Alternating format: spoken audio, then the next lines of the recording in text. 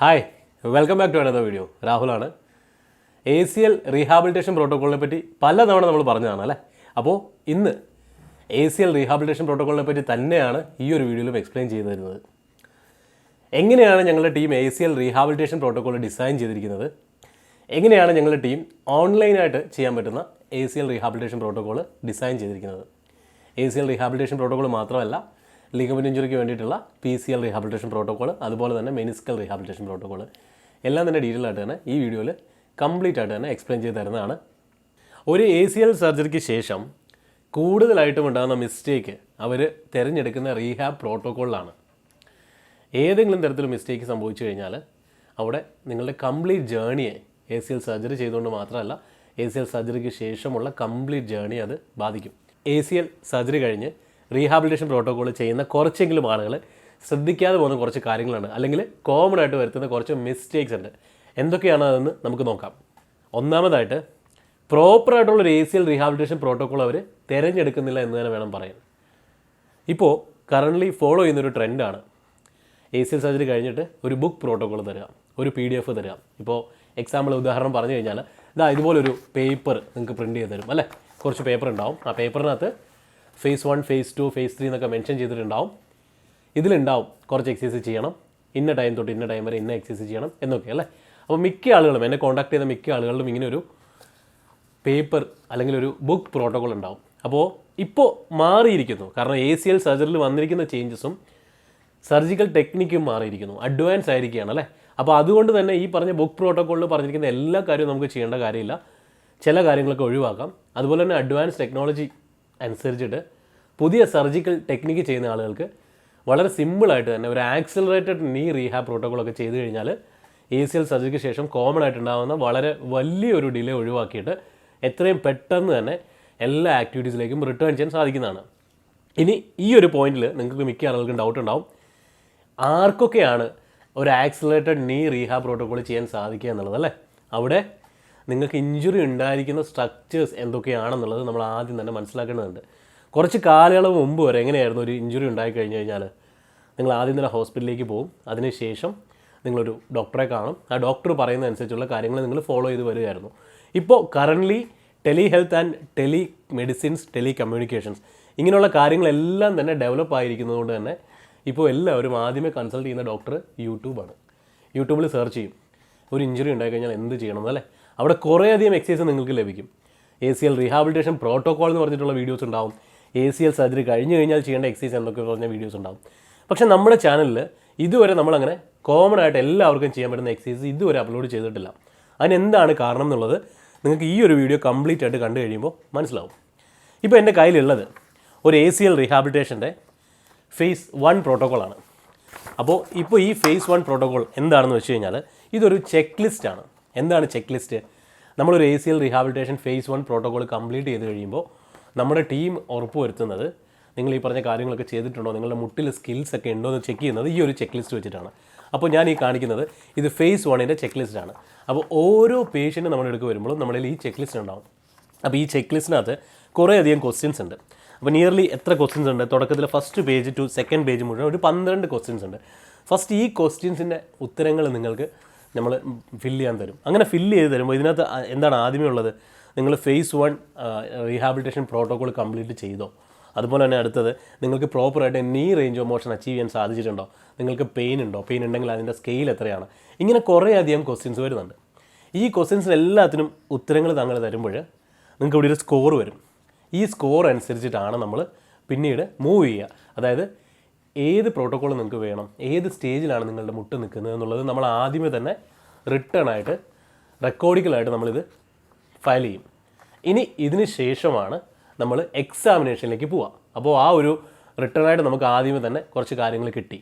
അപ്പോൾ എക്സസൈസ് ഒക്കെ കുറച്ച് ചെയ്ത ആളുകളാണെങ്കിൽ നമ്മൾ എന്തൊക്കെ എക്സസൈസ് ചെയ്തു എന്ന് ചോദിക്കാനായിട്ട് ഇതിൻ്റെ സെക്കൻഡ് പേജ്, തേർഡ് പേജിൽ അതിൻ്റെ എക്സസൈസസ് മെൻഷൻ ചെയ്തിട്ടുണ്ട്. എന്തൊക്കെ എക്സസൈസ് ഉണ്ട്, ഇവിടെ ഡേ 1 to 14 ചെയ്യേണ്ട എക്സസൈസ് ഉണ്ട്, വീക്ക് 5 to 6 ചെയ്യേണ്ടതുണ്ട്, അതിനുശേഷം വീക്ക് 7 to 10 ഉണ്ട്. അപ്പോൾ ഇത്രയും കാര്യങ്ങൾ ചെയ്യുമ്പോൾ നിങ്ങളുടെ phase 2 കംപ്ലീറ്റ് ആവും.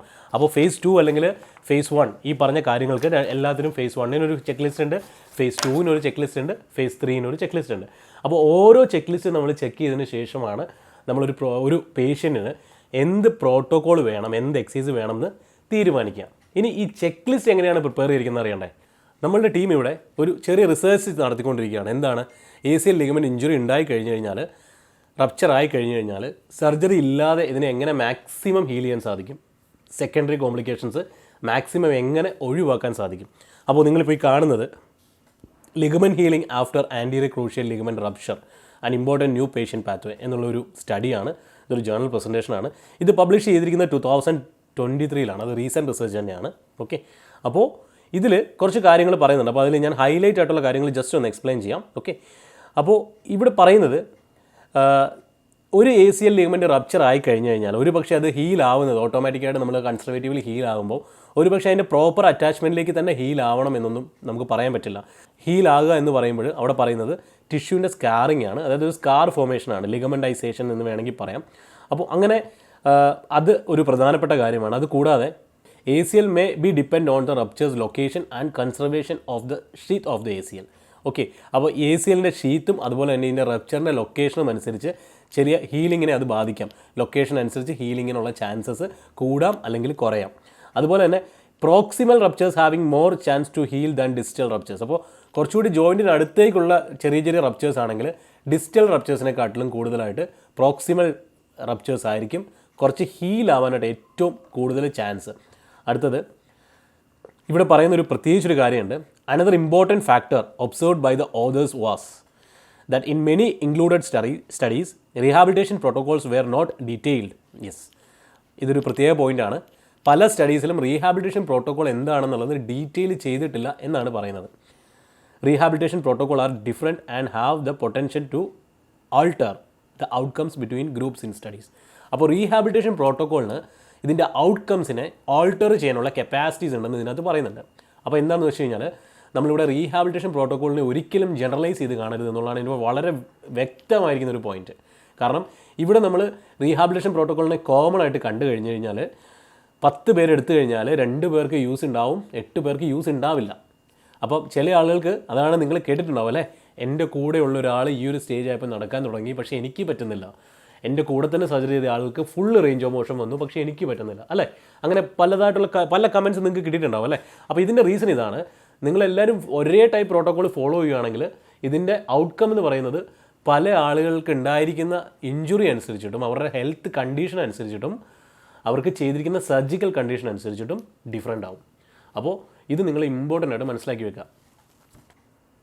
അടുത്തത് ഇവിടെ ഈ സ്റ്റഡീസിൽ തന്നെ പറയുന്നുണ്ട്, ഫസ്റ്റ് വീക്ക് ഓഫ് ഇതിൽ ആക്റ്റീവ് റേഞ്ച് ഓഫ് മോഷൻ, നീ ബ്രേസ് ഇടുക, ഐസോമെട്രിക് എക്സസൈസ് ചെയ്യണം, ഇങ്ങനെയുള്ള കാര്യങ്ങളൊക്കെ തന്നെ ക്ലിയർ ആയിട്ട് ഇതിനകത്ത് പറയുന്നുണ്ട്. ഈ സ്റ്റഡീസ് ആവശ്യമുള്ളവർ ഈ സ്റ്റഡീസ് ജസ്റ്റ് ഗൂഗിളിൽ അവൈലബിൾ ആണ്, ചെക്ക് ചെയ്ത് കഴിഞ്ഞാൽ മനസ്സിലാവും. ഈ സ്റ്റഡി തന്നെ പറയുന്നുണ്ട്, ഈ സ്റ്റഡിയിൽ കുറച്ച് കൺഫ്യൂസ്ഡ് ആണ്. അതായത് ഈ ACL healing are not confused with ACL scarring. ഞാൻ പറഞ്ഞിരുന്നു ഒരു സ്കാർ ടിഷ്യൂ ഫോർമേഷൻ. അപ്പോൾ ഈ ഒരു സ്കാർ ടിഷ്യൂ ഫോർമേഷൻ ആണ് ശരിക്കും, അത് ACL ഹീലിംഗ് ആണ് തെറ്റിദ്ധരിക്കപ്പെടാറുണ്ട്. പക്ഷേ ACL ഹീലിംഗ് അല്ല അവിടെ സംഭവിക്കുന്നത്. ACLന് പകരം അവിടെ ഒരു സ്കാർ ടിഷ്യൂ വന്ന് ഫോമായി അതിനൊരു ടൈറ്റ് ആയിട്ടിരിക്കുന്ന ഒരു സിറ്റുവേഷൻ ഉണ്ടാവാറുണ്ട്. അതിനാണ് സ്കാറിംഗ് എന്ന് സാധാരണ പറയുക. ഇവിടെ ഇത് കൂടാതെ ഫങ്ഷണൽ നീ ബ്രേസ് മാനേജ്മെൻറ്റിനെ പറ്റി പറയുന്നുണ്ട്. ഞാൻ കഴിഞ്ഞ വീഡിയോയിൽ എക്സ്പ്ലെയിൻ ചെയ്ത് തന്നതാണ് ഒരു ക്രോസ് ബ്രേസിംഗ് പ്രോട്ടോക്കോളിൻ്റെ ഒരു ആവശ്യത്തെ പറ്റിയിട്ട്. അപ്പോൾ എന്തുകൊണ്ടാണ് ക്രോസ് ബ്രേസിംഗ് പ്രോട്ടോക്കോളിലേക്ക് ഡയറക്റ്റ് പോകാത്തതെന്ന് വെച്ച് കഴിഞ്ഞാൽ ഇവിടെ ക്ലിയർ ആയിട്ട് പറയുന്നുണ്ട്, functional bracing management can help ACL healing but in population with low intensity of physical activity. അതായത് ഫിസിക്കൽ ആക്ടിവിറ്റി ഏറ്റവും കുറവുള്ള ആളുകൾക്ക് ഒരു പക്ഷേ ഫങ്ഷണൽ ബ്രേസിംഗ് യൂസ്ഫുൾ ആയിരിക്കാം അല്ലെങ്കിൽ ആയേക്കാം എന്നാണ് ഈ സ്റ്റഡി പറയുന്നത്. അപ്പോൾ നമ്മളെപ്പോഴും ഒരു കാര്യം നമ്മൾ ചെയ്യുന്നത് നമ്മൾ ഫുൾ എവിഡൻസ് വെച്ചിട്ടാണ്, ഒരിക്കലും നമ്മൾ എവിഡൻസ് ഇല്ലാതെ ചെയ്യില്ല. ഇപ്പോൾ ഇതിൽ പറയുകയാണ് ഫങ്ഷണൽ ബ്രേസ് യൂസ് ചെയ്ത് കഴിഞ്ഞാൽ 100% നിങ്ങൾക്ക് സർജറി ഒഴിവാക്കാൻ സാധിക്കും എന്നീ സ്റ്റഡി പറയുന്നില്ല. അതുകൊണ്ട് തന്നെ നമ്മളും അങ്ങനെ പറയില്ല.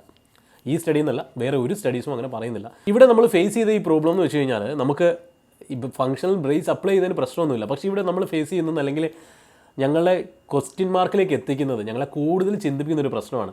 അതിവിടെ പറഞ്ഞിട്ടുണ്ട്, സ്ട്രിക്റ്റ് ബ്രേസിങ്, അതായത് നിർബന്ധമായിട്ട് നമ്മൾ ബ്രേസ് ചെയ്ത് കഴിഞ്ഞാൽ, നീ ബ്രേസ് ഇട്ട് കഴിഞ്ഞാൽ as used in the case of series study can lead to knee joint disuse.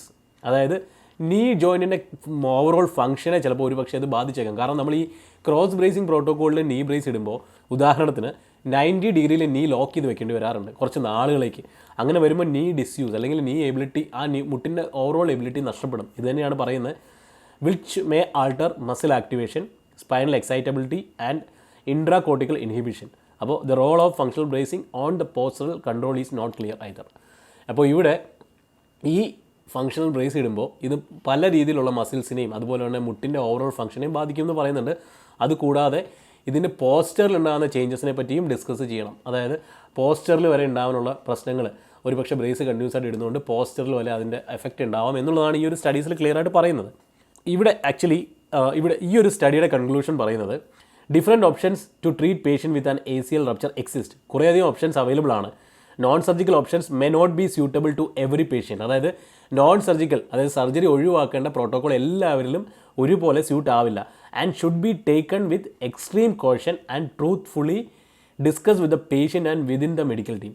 ഇവിടെ ഈ ഒരു കാര്യം ഇതെല്ലാവരിലും എഫക്റ്റ് ആവില്ല എന്നൊരു കാര്യം എക്സ്ട്രീം കോഷൻ എടുത്തുകൊണ്ട് തന്നെ നമ്മൾ പേഷ്യൻറ്റുമായിട്ട് ഡിസ്കസ് ചെയ്യുക. ഒരു പക്ഷേ എന്താണ് അതുകൊണ്ട് ഞങ്ങളുടെ ടീം എന്താ പറയുന്നത്, നിങ്ങൾ നോൺ സർജിക്കൽ പ്രോട്ടോകോൾ വിചാരിച്ചിട്ട് നമ്മളുടെ അടുക്കിലേക്ക് വരുമ്പോൾ നിങ്ങൾ ഒരു കാരണവശാലും സർജറി 100% ഒഴിവാക്കാമെന്ന് വിചാരിച്ച് വരരുത്. കാരണം ഇതിൻ്റെ ഔട്ട്കം എന്ന് പറയുന്നത് സ്റ്റഡീസ് പ്രകാരം 100% നിങ്ങൾക്ക് സർജറി ഒഴിവാക്കി തരാമെന്ന് പറയാൻ സാധിക്കില്ല. അതുകൊണ്ട് തന്നെ എന്താണ് നമ്മൾ ഇതിനെ കോംപ്ലിക്കേഷൻസ് ഒഴിവാക്കും. ഒരു കാര്യത്തിൽ നമുക്ക് ഗ്യാരണ്ടി തരാം, എന്താ ഫ്യൂച്ചർ കോംപ്ലിക്കേഷൻസ് ഒഴിവാക്കി നിർത്താൻ പറ്റും അല്ലേ. ഫ്യൂച്ചറായിട്ടുള്ള കോംപ്ലിക്കേഷൻസ് ഒഴിവാക്കിയിട്ട് നിങ്ങളുടെ ലിഗമെൻറ്റിനെ മാക്സിമം സ്കാറിങ്ങിലേക്ക് കൊണ്ടുവരാൻ ഞങ്ങൾ ശ്രദ്ധിക്കാം. സ്കാറിംഗ് എന്ന് വെച്ച് കഴിഞ്ഞാൽ ഞാൻ നേരത്തെ പറഞ്ഞതാണ്. അപ്പോൾ ഇത് ഞങ്ങൾക്ക് പറ്റും. പിന്നെ അതുപോലെ തന്നെ മുട്ടിൻ്റെ എഫിഷ്യൻസി കൂട്ടാൻ പറ്റും. പക്ഷേ ഒരിക്കലും ലിഗമെൻറ്റിനെ കൂട്ടി ചേർക്കുമെന്ന് നമ്മൾ പറയില്ല. ഓക്കെ, അതുകൊണ്ട് തന്നെ ഞങ്ങൾ ഈ പറഞ്ഞ റിസ്ക് ഫാക്ടേഴ്സ് എക്സ്പ്ലെയിൻ ചെയ്തതിന് ശേഷം മാത്രമേ നമ്മളുടെ both online and offline rehab പ്രോട്ടോക്കോളിലേക്ക് നമ്മൾ ഇൻവൈറ്റ് ചെയ്യുള്ളൂ.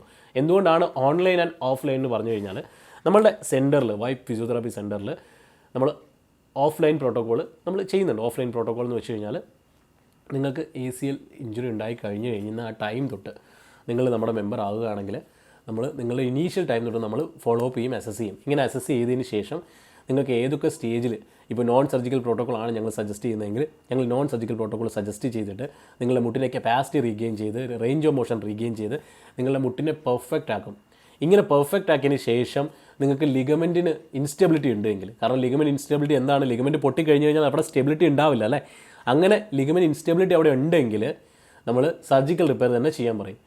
എന്നിട്ട് വീണ്ടും പോസ്റ്റ് സർജിക്കൽ റീഹാബിലേക്ക് വരും. അപ്പോൾ ആളുകൾക്ക് ഡൗട്ട് തോന്നാം, എന്തിനാണ് സർജറിക്ക് മുമ്പ് ഇങ്ങനെ ഒരു പ്രോട്ടോക്കോൾ ചെയ്യുന്നത് അല്ലേ, അതിൻ്റെ എഫക്റ്റ് എന്താണ്, അല്ലെങ്കിൽ സർജറി വേണ്ട ആളുകൾക്ക് ഇതുപോലെ എക്സസൈസ് ചെയ്യിപ്പിച്ചിട്ട് എന്തിനാണ് ടൈം വേസ്റ്റ് ചെയ്യുന്നത്, ഡയറക്റ്റായിട്ട് പോയി തന്നെ അങ്ങ് സർജറി ചെയ്താൽ പോരെ എന്ന് തോന്നും. അതിനുള്ള ഉത്തരം നോൺ സർജിക്കൽ റീഹാബ് പ്രോട്ടോക്കോൾ എന്ന വീഡിയോയിൽ ഞാൻ പറഞ്ഞിട്ടുണ്ട്. ലിങ്ക് ഞാനിവിടെ ഐ ബട്ടണിൽ ആഡ് ചെയ്യുന്നുണ്ട്. ചെക്ക് ചെയ്ത് കഴിഞ്ഞാൽ കംപ്ലീറ്റ് ആയിട്ട് തന്നെ മനസ്സിലാവും. ഇനി അടുത്തൊരു study all inside anterior cruciate ligament reconstruction ടെക്നിക്കാണ്. ഓൾ ഇൻസൈഡ് ടെക്നിക്ക് എന്ന് വെച്ച് കഴിഞ്ഞാൽ one of the advance technique തന്നെയാണ്. അപ്പോൾ ഈ ഒരു റീസെൻ്റ്ലി യൂസ്ഡ് ടെക്നിക്സ് ഉപയോഗിച്ച് കഴിഞ്ഞാൽ അത് സർജൻസ് യൂസ് ചെയ്യുന്ന ടെക്നിക്കാണ് ഈ പറഞ്ഞ ലിഗമെൻറ്റ് റീകൺസ്ട്രക്ഷൻ ചെയ്യാനായിട്ട്. ഈ ഒരു ടെക്നിക്കിൽ കൂടെ സർജറി ചെയ്ത് കഴിഞ്ഞാൽ അതിന് കുറച്ച് ബെനിഫിറ്റ്സ് ഉണ്ട്. അപ്പോൾ ഞാൻ അതിൻ്റെ എന്തായാലും ക്ലിനിക്കൽ സൈഡിലേക്ക് ക്ലിയർ ആയിട്ട് അല്ലെങ്കിൽ ഡീപ്പായിട്ട് ഞാൻ പോകുന്നില്ല. ഇന്നത് ക്ലിയർ ആയിട്ട് പറയുന്ന ഒരു കാര്യം ഞാൻ പറയാം. The all inside ACL ligament reconstruction technique was developed to improve patient outcome by reducing the procedures invasiveness, minimizing complications and pain and enabling faster post-operative recovery. Yes, എന്തൊക്കെയാണ് പെയിൻ കുറയ്ക്കാൻ, കോംപ്ലിക്കേഷൻസ് ഒഴിവാക്കാൻ, post operative recovery faster ആക്കാൻ, ഇത്രയും കാര്യങ്ങൾക്ക് വേണ്ടിയിട്ട് ഈ all in side technique എന്ന് പറയുന്ന ടെക്നിക്ക് യൂസ് ചെയ്ത് കഴിഞ്ഞാൽ കമ്പാരിറ്റീവ്ലി വിത്ത് അതർ ടെക്നിക്ക് വെച്ച് നോക്കുമ്പോൾ, പഴയ ടെക്നിക്ക് വെച്ച് നോക്കുമ്പോൾ ഇത് കുറച്ചും കൂടി അഡ്വാൻസ്ഡ് ആയിട്ടാണ് സ്റ്റഡീസ് പറയുന്നത്. ഞാനപ്പോൾ ഈ സ്റ്റഡീസ് കംപ്ലീറ്റ് ആയിട്ട് ഡീപ്പായിട്ടൊന്നും എക്സ്പ്ലെയിൻ ചെയ്യുന്നില്ല, ജസ്റ്റ് ഞാനൊന്ന് സ്ക്രോൾ ഔട്ട് ചെയ്യുന്നേ ഉള്ളൂ. ഞാൻ ഇതിനകത്ത് അതിനെ ഹൈലൈറ്റ് ചെയ്തിട്ടുണ്ട്. ഈ സ്റ്റഡീസ് ആർക്കെങ്കിലും വായിച്ചു നോക്കണമെങ്കിൽ വായിച്ചു നോക്കാം, എല്ലാവർക്കും തന്നെ മനസ്സിലാക്കാൻ പറ്റുന്ന രീതിയിലാണ്. പിന്നെ അവിടെ താഴേക്ക് വരുമ്പോൾ കുറേ സർജിക്കൽ ടെക്നിക്കിനെ പറ്റിയും അതുപോലെ തന്നെ കുറേ കൺഫർമേറ്ററി ടെസ്റ്റിനെ പറ്റിയൊക്കെ പറയുന്നുണ്ട്. കംപ്ലീറ്റ്ലി ക്ലിനിക്കലിയാണ്, സർജറിക്ക് വേണ്ടി മാത്രം യൂസ് ചെയ്യുന്നതാണ്. ഓക്കെ, ഏതൊക്കെ ഗ്രാഫ്റ്റാണ് യൂസ് ചെയ്യുന്നത്, ഗ്രാഫ്റ്റിന് എന്തൊക്കെ കാര്യങ്ങളായിരിക്കണം എന്നുള്ളത് typically for an orthopaedic surgeon, അങ്ങനെയുള്ള കാര്യങ്ങളാണ് ഇതിനകത്ത് കംപ്ലീറ്റ്ലി പറഞ്ഞിരിക്കുന്നത്. നമ്മളുടെ ടീം ഇത് മുഴുവൻ അനലൈസ് ചെയ്യേണ്ടായി. നമ്മളിത് മുഴുവൻ അനലൈസ് ചെയ്തിട്ട് ഇതിന് എവിടെയൊക്കെയാണ് എന്തൊക്കെ കാര്യങ്ങളാണ് ശ്രദ്ധിക്കേണ്ടത്, ഇങ്ങനെയുള്ള കാര്യങ്ങളെല്ലാം അനലൈസ് വെച്ചിട്ടാണ് ഞാൻ ആദ്യം കാണിച്ചിരിക്കുന്ന റീഹാബ് പ്രോട്ടോക്കോൾ നമ്മൾ ഡെവലപ്പ് ചെയ്തിരിക്കുന്നത്. അങ്ങനെ നമ്മൾ പോകുമ്പോൾ ഇവിടെ കംപ്ലീറ്റ് ആയിട്ട് സർജിക്കൽ ടെക്നിക്ക് എന്താണ്, എന്തൊക്കെ പ്രൊസീജിയറാണ് ചെയ്യുന്നത് നമുക്ക് ക്ലിയർ ആണ്. ഇനി ഇവിടെ പറഞ്ഞിരിക്കുന്ന ഒരു കാര്യം ഞാൻ പറയാം. Cycling of the knee in flexion extension through its range of motion is performed to help accommodate the graft. ഇവിടെ ഗ്രാഫ്റ്റ് വെച്ച് കഴിഞ്ഞതിന് ശേഷം തീർച്ചയായിട്ടും അവർ മുഴുവനായിട്ട് നിങ്ങളുടെ മുട്ട് മടക്കി നിവർത്തി നോക്കി ചെക്ക് ചെയ്തതിന് ശേഷം തന്നെയാണ് കേട്ടോ നിങ്ങളെ ഡിസ്ചാർജ് ചെയ്യുന്നത്. ഒരു കാരണവശാലും കുറച്ചെങ്കിലും ആളുകൾക്ക് ഡൗട്ടുണ്ട്, മുട്ട് പതിയെ മടങ്ങുള്ളൂ എന്ന്. സർജറിയുടെ സമയത്ത് അനസ്തേഷ്യയുടെ എഫക്റ്റ് ഉള്ളതുകൊണ്ട് തന്നെ നിങ്ങൾക്ക് പെയിൻ അറിയാത്തതുകൊണ്ടാണ് നിങ്ങൾക്ക് മുട്ട് മടക്കാൻ ഈസി ആയിട്ട് പറ്റുക. അതിനുശേഷം സർജറി കഴിഞ്ഞ് പെയിൻ ഉള്ളതുകൊണ്ടാണ് നിങ്ങൾ പതിയെ മുട്ട് മടക്കുക. ഓക്കെ, അപ്പോൾ അത് നിങ്ങൾ എല്ലാവരും അറിഞ്ഞിരിക്കണം. നിങ്ങളുടെ മുട്ട് ഒരിക്കലും ഫുൾ റേഞ്ചിൽ മടങ്ങിയതാണ്, അതുകൊണ്ട് തന്നെ അത് ഫുൾ റേഞ്ച് മടക്കാൻ നിങ്ങൾക്ക് സാധിക്കും. ഇനി ഇങ്ങനെ പറ്റാത്ത റെയർ കണ്ടീഷൻസ് മാത്രമേ ഉള്ളൂ, അതുകൊണ്ട് അതിൽ ക്ലിയർ ആയിട്ട് സർജൻസ് മെൻഷൻ ചെയ്യും. അതിന് മുമ്പ് തന്നെ പറയും നിങ്ങളുടെ സർജറി കഴിഞ്ഞ് കഴിഞ്ഞാൽ നിങ്ങളുടെ മുട്ട് ഇത്രയും മടങ്ങുള്ളൂ എന്ന് പറയാറുണ്ട്. ഓക്കെ, ഇനി അടുത്തത് after graft tensioning the knee should be checked to ensure that full range of motion is available. അപ്പോൾ ഏത് സർജിക്കൽ ടെക്നിക്ക് ചെയ്താലും നീയിൽ മുഴുവനായിട്ടുള്ള റേഞ്ച് ഓഫ് മോഷൻ ഉണ്ടെന്ന് ഉറപ്പ് വരുത്തിയതിന് ശേഷം മാത്രമേ അവർക്കത് പ്രൊസീജിയർ ക്ലോസ് ചെയ്യാൻ സാധിക്കുള്ളൂ. കാരണം എന്നെ കൺസൾട്ട് ചെയ്തിരിക്കുന്ന പല ആളുകളിലുള്ളൊരു കൺസേൺ ആണിത്. എന്താണ് സർജറി കഴിഞ്ഞ് കഴിഞ്ഞാൽ പിന്നെ മുട്ട മുഴുവനായിട്ട് മടങ്ങില്ല എന്നുള്ളത് തെറ്റാണ് കേട്ടോ, തിരുത്തണം. ഇനി ഇവിടെ കുറച്ച് മിസ്റ്റേക്സ് അല്ലെങ്കിൽ എറേഴ്സ് അല്ലെങ്കിൽ പ്രിക്വേഷൻസ് എന്ന് വേണമെങ്കിൽ പറയാം. ഓക്കെ, ഇവിടെ ഗ്രാഫ്റ്റിൻ്റെ ലെങ്ത് കറക്റ്റ് അല്ലെങ്കിൽ ഒരു പക്ഷേ മുട്ടിൽ പ്രശ്നങ്ങൾ വരാം, മുട്ട് റേഞ്ച് ഓഫ് മോഷൻ കുറയാം, ഈ പറഞ്ഞ ഗ്രാഫ്റ്റിൻ്റെ ലെങ്ത് കൂടുതലാണെങ്കിൽ മുട്ട് കൂടുതലായിട്ട് തെന്നി മാറുന്ന പോലെ തോന്നാം. അതുപോലെ ടിബിയൽ ബട്ടൺ അല്ലെങ്കിൽ ടിബിയൽ ബോൺ കോൺടാക്റ്റ് എന്ന് പറയും. അപ്പോൾ ഇപ്പോൾ ഞാൻ ഈ പറഞ്ഞിരിക്കുന്ന ഓൾ ഇൻ വൺ ടെക്നിക്കിൽ യൂസ് ചെയ്യുന്നത് 2 ബട്ടണാണ്. നേരത്തെയൊക്കെ എന്ന് പറയുമ്പോഴത്തേക്ക് ഗ്രാഫ്റ്റ് വെച്ചിട്ട് 2 സ്ക്രൂ ആയിരുന്നു. അതിന് പകരം അതിനുശേഷം അത് ബയോ സ്ക്രൂ ആയി മാറി. അതിനുശേഷം ഒരു സൈഡിൽ ബട്ടണും ഒരു സൈഡിൽ സ്ക്രൂ ആയി മാറി. ഇപ്പോൾ അത് മാറി 2 സൈഡിലും ബട്ടണായിട്ട് വന്നിട്ടുണ്ട്. അപ്പോൾ ഇതിൽ ആദ്യം പറഞ്ഞത് ഗ്രാഫ്റ്റിൻ്റെ നീളം കുറവാണെങ്കിൽ അല്ലെങ്കിൽ കൂടുതലാണെങ്കിൽ പ്രശ്നം ഉണ്ടാവുമെന്ന് പറഞ്ഞു. പിന്നെ രണ്ടാമത് ഈ ബട്ടൺ നമ്മുടെ ടിബിയ ബോണിലേക്ക് ഫിക്സ് ചെയ്യുന്ന സമയത്ത് ഈ ടിബിയ ബോണിലേക്ക് ഇങ്ങനെ ഒരു ബട്ടൺ ഫിക്സ് ചെയ്യുമ്പോൾ ഈ ബട്ടൺ ഈ ടിബിയ ബോണിൽ കറക്റ്റായിട്ട് ഉറച്ചില്ലിരുന്നില്ലെങ്കിൽ പ്രശ്നം ഉണ്ടാവും, അല്ലേ, ഇളകാം, അല്ലേ. അപ്പോൾ അതൊരു കോംപ്ലിക്കേഷനായിട്ട് പറയുന്നുണ്ട്. കോംപ്ലിക്കേഷൻ അല്ല, പ്രിക്വേഷനായിട്ട് പറയുന്നതാണ്. അപ്പോൾ അതിലൊക്കെ ശ്രദ്ധകൾ എടുത്തിട്ട് തന്നെയാണ് കേട്ടോ, അതിന് വേണ്ട എല്ലാ അഡ്വാൻസ് ടെക്നിക്കും യൂസ് ചെയ്തിട്ട് തന്നെയാണ് സർജറി ചെയ്യുന്നത്. ഞാനിപ്പോൾ പറഞ്ഞു പോയപ്പോൾ പോസിബിലിറ്റി പറഞ്ഞൊന്ന് മാത്രമേ ഉള്ളൂ. ഓൾറെഡി പറയുന്നുണ്ട്, this study main finding is that all inside technique ACLR technique represents a feasible procedure that may be performed in all patients with ACL injury. ഒരുവിധപ്പെട്ട ACL ഇഞ്ചുറിയുള്ള എല്ലാ ആളുകളിലും തന്നെ ഇത് ധൈര്യമായിട്ട് തന്നെ പെർഫോം ചെയ്യാൻ പറ്റുന്ന ഒരു ടെക്നിക്കാണെന്ന് ഈ സ്റ്റഡി പറയുന്നുണ്ട്. അടുത്തത്, the rehabilitation protocol of all inside ACL technique is based immediately after obtaining full knee extension. അപ്പോൾ ഫുൾ നീ എക്സ്റ്റൻഷൻ വന്നു കഴിഞ്ഞാൽ തന്നെ റീഹാബിലിറ്റേഷൻ പ്രോട്ടോകോൾ സ്റ്റാർട്ട് ചെയ്യും. ഫുൾ നീ എക്സ്റ്റൻഷൻ നമുക്ക് 1-2 ദിവസം മാത്രം മതി കൊണ്ടുവരാനായിട്ട് കേട്ടോ. പിന്നെ jogging is allowed 2 to 4 months after surgery. പിന്നെ അതുപോലെ തന്നെ return to cutting and rotational sports is permitted 6 to 9 months എന്ന് പറയുന്നുണ്ട്. പിന്നെ and average spot return time ഈ 7 months ആണ് എന്നും പറയുന്നുണ്ട്. ഓക്കെ, അപ്പോൾ ഇതിനകത്ത് ഈ ഒരു കാര്യങ്ങൾ കേട്ടിട്ടാണ് നമ്മളുടെ ബുക്ക് പ്രോട്ടോകോൾ ഡെവലപ്പ് ചെയ്തിരിക്കുന്നത്. അപ്പോൾ ഈ ബുക്ക് പ്രോട്ടോകോൾ എന്താണ് പറയുന്നത്? ഇപ്പോൾ ഇത് വെച്ചിട്ട് പറഞ്ഞു കഴിഞ്ഞാൽ ഞാൻ പറയാം, 2 to 4 months സർജറി കഴിഞ്ഞിട്ട് ജോഗിങ് സ്റ്റാർട്ട് ചെയ്യാം, അല്ലേ, ഈ സ്റ്റഡി വെച്ചിട്ട്. അതുപോലെ എന്ത് പറ്റും, സ്പോട്ട് റിട്ടേൺ ടൈം എന്ന് വെച്ച് കഴിഞ്ഞാൽ 7 months കഴിഞ്ഞ് സ്പോർട്സിലേക്ക് റിട്ടേൺ ചെയ്യാം എന്ന് ഞാൻ പറഞ്ഞു എന്ന് വിചാരിക്കാം. ശരിക്കും ഞാൻ പറയുന്നത് ശരിയാണോ? എല്ലാവർക്കും ഈ ഒരു പ്രോട്ടോകോൾ ഫോളോ ചെയ്തിട്ട് അങ്ങനെ അച്ചീവ് ചെയ്യാൻ സാധിക്കുമോ? ഒരിക്കലും ഇല്ല കേട്ടോ, അവർക്ക് കോംപ്ലിക്കേഷൻസ് ഉണ്ടാവും. ഓക്കെ, ഇനി അടുത്തത് നമ്മൾ ഇവിടെ എന്തൊക്കെ ടെസ്റ്റുകൾ ചെയ്യുന്നുണ്ട് എന്നുള്ളതാണ്. ഓക്കെ, ഇപ്പോൾ ഞാൻ പറഞ്ഞു നമ്മളെ കോൺടാക്ട് ചെയ്യുമ്പോൾ നിങ്ങൾ ഓരോരുത്തരും കോൺടാക്ട് ചെയ്യുമ്പോൾ നമ്മൾ ആദ്യം ചെയ്യുന്നതാണ് ഞാൻ പറഞ്ഞ phase 1 ACL റീഹാബിലിറ്റേഷൻ്റെ ചെക്ക് ലിസ്റ്റ്. അപ്പോൾ phase 1 എന്ന് വെച്ച് കഴിഞ്ഞാൽ ആദ്യത്തെ 4 ആഴ്ചയാണെന്ന് ഞാൻ പറഞ്ഞിട്ടുണ്ടല്ലേ. അപ്പോൾ ഈ ആദ്യത്തെ 4 ആഴ്ച നമ്മൾ 2 ആയിട്ട് സ്പ്ലിറ്റ് ചെയ്തിട്ടുണ്ട്. അതാണ് നമ്മളുടെ ഈ ഒരു സെക്കൻഡ് പേജിൽ 1 to 14 days എന്നുള്ള പേജിൽ കാണുന്നത്. 1 to 14 days നമ്മൾ എന്താണ്, നമ്മൾ കുറേയധികം എക്സസൈസ് നോട്ട് ചെയ്ത് വെച്ചിട്ടുണ്ട്. അപ്പോൾ ഈ എക്സസൈസൊക്കെ നിങ്ങൾ ചെയ്തില്ലോ എന്ന് ഉറപ്പ് വരുത്തും. അപ്പോൾ ഈ 1 to 14 days ഇവിടെ മൊത്തം 11 എക്സസൈസ് ഉണ്ട്. 11 എക്സസൈസും പ്രോട്ടോകോൾസ്, കുറച്ച് പ്രിക്വേഷൻസിന് വേണ്ടി പാലിക്കേണ്ട കാര്യങ്ങളൊക്കെ ഉണ്ട്. അതിനകത്ത് ഇൻക്ലൂഡിങ് ദ പ്രൈസ് പ്രോട്ടോകോൾ.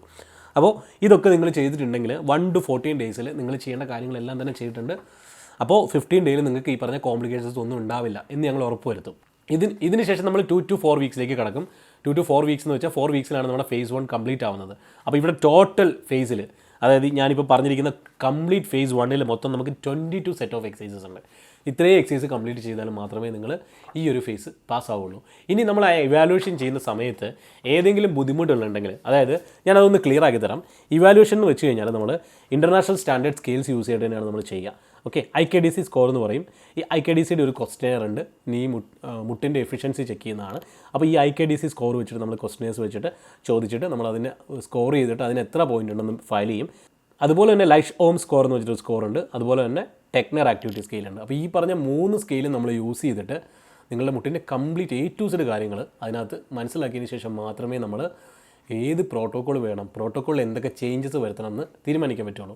അപ്പോൾ പ്രോട്ടോക്കോൾ ചേഞ്ചസ് വരുത്തുമ്പോൾ നമ്മൾ എന്താ ചെയ്യുക, നമ്മൾ ആദ്യമേ തന്നെ ഈ phase 1 ക്വസ്റ്റനെയർ ഉണ്ട് നമ്മുടെ കയ്യിൽ, അല്ലേ. ഈ ക്വസ്റ്റനെയർ എന്താണ്, ACL phase 1 anterior cruciate ligament check list ആണ്. എന്തിനു വേണ്ടിയിട്ടാണ്? phase 2 ബിഗിൻ ചെയ്യാൻ വേണ്ടിയിട്ടാണ്. ഇവിടെ നമ്മൾ phase 2 ബിഗിൻ ചെയ്യുന്ന ക്വസ്റ്റനിലേക്ക് കടക്കുമ്പോൾ ഇവിടെ നമുക്ക് കുറച്ച് കാര്യങ്ങളുണ്ട്. phase 1 ചെയ്യേണ്ട കാര്യങ്ങൾ എന്താണ്? ആദ്യത്തെ, are you recovered from the pain experience in the knee during initial days after surgery. Initial ഡേയ്സിലുണ്ടായിരുന്ന പെയിൻ നിങ്ങൾ കംപ്ലീറ്റ്ലി റിക്കവർ ആയോ ഇല്ലയോ, അതാണ് ആദ്യത്തെ ക്വസ്റ്റ്യൻ. അപ്പോൾ അതിന് നമ്മൾ സ്കോർ ഇട്ടിട്ടുണ്ട്. 0 to 10 വരെയുള്ള സ്കോർ ഉണ്ട്. അത് കഴിഞ്ഞിട്ട് do you know the importance of PRICE protocol, PRICE പ്രോട്ടോകോളിൻ്റെ ഇമ്പോർട്ടൻസ് അറിയാമോ എന്നൊരു ക്വസ്റ്റ്യൻ ഉണ്ട്. അങ്ങനെ are you able to straighten your knee fully 0 degree extension achieve ചെയ്തിട്ടുള്ള ക്വസ്റ്റ്യൻ ഉണ്ട്. അപ്പോൾ ഇങ്ങനെ വന്ന് നമുക്ക് ടോട്ടലി ഫേസ് 1 അതായത് ഫേസ് 1ൻ്റെ എൻഡിൽ ഫേസ് 2ൻ്റെ ബിഗിനിങ് ആകുമ്പോഴേക്കും നമുക്ക് ഉള്ള ക്വസ്റ്റ്യൻസ് എന്താണ്, 13 ക്വസ്റ്റ്യൻസ് ഉണ്ട്. ഈ 13 ക്വസ്റ്റ്യൻസിനും സാറ്റിസ്ഫൈഡ് ആയിട്ടുള്ള റിപ്ലൈ ആണെങ്കിൽ നിങ്ങൾ കോംപ്ലിക്കേഷൻസ് ഒന്നും ഇല്ലാന്ന് നമുക്ക് ഇതിൽ നിന്ന് തന്നെ മനസ്സിലാവും. പിന്നെ അതുകൂടാതെ ഞാൻ നേരത്തെ പറഞ്ഞ സ്കെയിൽസ് ചെക്ക് ചെയ്യുമ്പോൾ IKDC സ്കോർസ്, അതുപോലെ തന്നെ ലൈഷോം സ്കോർ, അതുപോലെ തന്നെ ടെക്നർ ആക്ടിവിറ്റി സ്കെയിൽ, ഓക്കെ, ഇത്രയും കാര്യങ്ങൾ ചെക്ക് ചെയ്യുമ്പോൾ നമുക്ക് അവിടെ കോംപ്ലിക്കേഷൻസ് ഉണ്ടോ ഇല്ലയോ എന്നുള്ളത് ക്ലിയർ ആയിട്ട് മനസ്സിലാവും. ഇനി അടുത്തതാണ് നമ്മൾ നോക്കുന്ന എക്സസൈസ് ചാർട്ട്. ഇവിടെ എക്സസൈസ് ചാർട്ടിലേക്ക് എന്താണ് ഡേ 1 to 14 പറയുന്ന എക്സസൈസ് ഒക്കെ നിങ്ങൾ ചെയ്തിട്ടുണ്ടോ എന്ന് ചെക്ക് ചെയ്യും. അതിനുശേഷം വീക്ക് 2 to 4 ചെയ്യേണ്ട എക്സസൈസ് ഒക്കെ ചെയ്തിട്ടുണ്ടോ എന്ന് നോക്കും. ഇതിൽ ഏതെങ്കിലും എക്സസൈസ് നിങ്ങൾ ചെയ്തിട്ടില്ല, ഇതിൽ ഏതെങ്കിലും ഒരെണ്ണത്തിൽ ടിക്ക് വീണിട്ടില്ലെങ്കിൽ അതിനുള്ള റീസൺ എന്താണെന്ന് നോക്കും. നിങ്ങൾക്ക് അറിയത്തില്ലാത്തതുകൊണ്ടാണെങ്കിൽ അത് പഠിപ്പിച്ച് തരും. അതല്ലെങ്കിൽ നിങ്ങളോട് ഈ എക്സസൈസ് ചെയ്യാൻ പറയും. കംപ്ലീറ്റ് ആയിട്ട് നമ്മൾ നെക്സ്റ്റ് എടുക്കുകയുള്ളൂ. അത് കഴിഞ്ഞ് നെക്സ്റ്റ് നമ്മൾ ഇവാലുവേഷൻ ചെയ്യും. വീണ്ടും ഇവാലുവേഷനിൽ നമ്മൾ ഈ പറഞ്ഞ ഇൻ്റർനാഷണൽ സ്കെയിൽസ് എല്ലാം യൂസ് ചെയ്യും. ഇങ്ങനെ സ്കെയിൽസ് യൂസ് ചെയ്യുന്നതിൻ്റെ അടിസ്ഥാനത്തിലേ നമ്മൾ ഫോർവേഡ് ചെയ്യുള്ളൂ. അത് കഴിഞ്ഞ് ഫേസ് 2 കഴിയുമ്പോൾ പിന്നെ അവിടെ വീണ്ടും ചെക്ക് ലിസ്റ്റ് വരും, അല്ലേ? ഫേസ് 2 എന്തിനാണ് ചെക്ക് ലിസ്റ്റ്? ഫേസ് 3 ബിഗിൻ ചെയ്യാനായിട്ട്. അങ്ങനെ ഫേസ് 2 ഞാൻ ഈ പറഞ്ഞ കുറേ അധികം സെറ്റ് ഓഫ് എക്സസൈസ് ഉണ്ട്. അപ്പോൾ ഫേസ് 2 പറഞ്ഞു കഴിഞ്ഞാൽ ഇവിടെ മൊത്തമുള്ള ക്വസ്റ്റ്യൻസിൻ്റെ എണ്ണം എന്ന് വെച്ച് കഴിഞ്ഞാൽ 12 ക്വസ്റ്റ്യൻസ് ഉണ്ട്. അതുപോലെ തന്നെ എക്സസൈസ്. അപ്പോൾ ടോട്ടൽ നിങ്ങൾ ഫേസ് 2 അതായത് ബിഗിൻ ഫേസ് 3യുടെ ഒരു ബിഗിനിങ്ങിലും അതായത് ഫേസ് 2ൻ്റെ എൻഡിലേക്ക് വരുമ്പോൾ നിങ്ങൾക്ക് എത്ര വീക്ക് ആവും എന്നറിയാമോ? വീക്ക് 7 to 10 വീക്സ് ആവും. ടോട്ടൽ എത്ര എക്സസൈസ് ഉണ്ടെന്നറിയാമോ? 48 എക്സസൈസ് ഉണ്ട്. ഈ 48 എക്സസൈസ് നിങ്ങൾ കംപ്ലീറ്റ് ചെയ്താലേ നിങ്ങൾക്ക് ഫേസ് 3ലേക്ക് എൻ്റർ ചെയ്യാൻ പറ്റുള്ളൂ.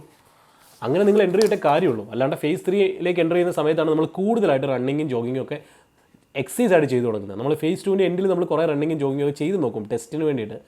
അതിനുശേഷം എക്സസൈസിലേക്ക് കിടക്കുന്ന ഈ ഒരു സ്റ്റേജിലാണ്. അപ്പോൾ ഇത്രയും ക്വസ്റ്റ്യൻസ് കമ്പയർ ചെയ്താലേ മാത്രമേ നമുക്ക് നിങ്ങളുടെ മുട്ടിൽ എഫിഷ്യൻസി ഉണ്ടോ എന്ന് മനസ്സിലാവുള്ളൂ. അപ്പോൾ ഇത് തന്നെ നമ്മൾ കംപ്ലീറ്റ്ലി നമ്മൾ ഇൻ്റർനാഷണൽ സ്കെയിൽസ് വെച്ചിട്ട് പ്രോപ്പറായിട്ട് ചാർട്ട് ചെയ്തിട്ടാണ് നമ്മൾ എല്ലാ അസസ്മെൻറ്റും ചെയ്യുന്നത്. അങ്ങനെ 100% കോൺഫിഡൻ്റ് ആയിട്ട് തന്നെയാണ് ഓൺലൈൻ റീഹാബ് പ്രോട്ടോക്കോൾ ലോഞ്ച് ചെയ്തത്. ഓൺലൈൻ റീഹാബ് പ്രോട്ടോക്കോൾ എന്ന് വെച്ച് കഴിഞ്ഞാൽ ഈ പറഞ്ഞ അസസ്മെൻ്റ് എല്ലാം തന്നെ ഞങ്ങൾ വീഡിയോ കോളിങ്ങിലൂടെ നടത്തും. ഇതിൽ ഏതെങ്കിലും ഫാക്ടേഴ്സിൽ, ക്വസ്റ്റ്യൻസിൽ അല്ലെങ്കിൽ ഏതെങ്കിലും എക്സസൈസ് നിങ്ങൾക്ക് പെൻഡിങ് ഉണ്ടെങ്കിൽ ഈ എക്സസൈസിൻ്റെ ഒക്കെ വീഡിയോസ് ഞങ്ങൾ അയച്ചു തരും. എന്നിട്ട് നിങ്ങളോട് ഈ എക്സസൈസ് ചെയ്യാൻ പറയും. നിങ്ങൾക്ക് അതിനുള്ള ടൈം തരും. അതിനുശേഷം അത് അച്ചീവ് ആയതിനു ശേഷം മാത്രമേ ഞങ്ങൾ നെക്സ്റ്റ് പ്രോട്ടോക്കോളിലേക്ക് പോകുള്ളൂ. അപ്പോൾ നമ്മളുടെ ഈ ഒരു പേപ്പർ ഇതൊരു വെറും ഒരു PDF അല്ലെങ്കിൽ ഈ PDF പ്രിൻ്റ് അല്ല, ഇത് വെറും ഒരു സെറ്റ് ഓഫ് പേപ്പർ അല്ല. ഈ ഒരു പേപ്പറിലുള്ള മിക്ക ആക്ടിവിറ്റീസിലും ടിക്ക് വീണ് കഴിഞ്ഞു കഴിഞ്ഞാൽ നിങ്ങളുടെ മുട്ടിൽ അത്രയും എഫിഷ്യൻസി വന്നിരിക്കുന്നു എന്ന് തന്നെയാണ് അതിൻ്റെ മീനിങ്.